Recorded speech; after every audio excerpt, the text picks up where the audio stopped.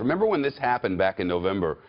It really did change the course of politics for a while here domestically, especially in that it focused the candidates on both sides more on foreign policy and exactly how to attack these challenges.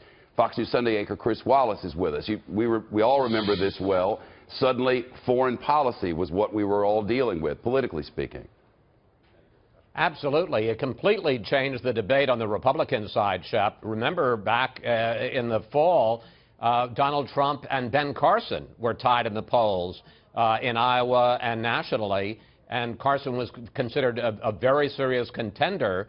But in a series of interviews, both after Paris and then a couple of weeks later after the San Bernardino attack, he showed some gaps in his foreign policy, and he really fell dramatically in the polls. Meanwhile, Trump, with his kind of tough talk about taking on terrorists and eventually his call to ban all Muslims, foreign Muslims, from coming into this country, it gave a real boost to his campaign. And one of the things that's been very interesting to me in all the exit polls throughout this primary campaign is that on the Republican side, when people are asked, do you favor, remember at the time it was very controversial, do you favor the idea of a temporary ban on foreign Muslims coming into this country?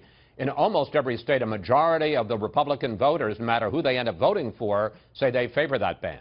I wonder the degree to which your experience would suggest this is going to affect the campaigns here in the short run as well. Well, I think that it'll simply remind people again of the terror threat that seems at this point to be working towards the strength of Hillary Clinton on the Democratic side, obviously because of her foreign policy experience. It's not a strong point, especially for Bernie Sanders. On the Republican side, the strong man seems to be Donald Trump, and it would seem to work very much to his benefit. So to the degree that foreign policy becomes more of an issue, it would seem to favor the two frontrunners.